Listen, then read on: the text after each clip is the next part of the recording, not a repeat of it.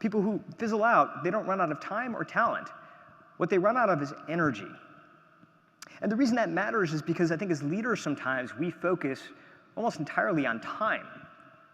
But we know that leadership is about engagement, right? And engagement isn't just about the number of hours we put into a project or a task. It's about the quality of the energy that we bring to it. And so you might have the most extraordinary idea. You might have the most brilliant vision. But if your team is burnt out, if you're burnt out, you're never going to reach your potential.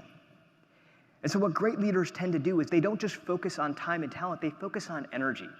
How do I improve my energy? And how do I lift the energy of the people around me?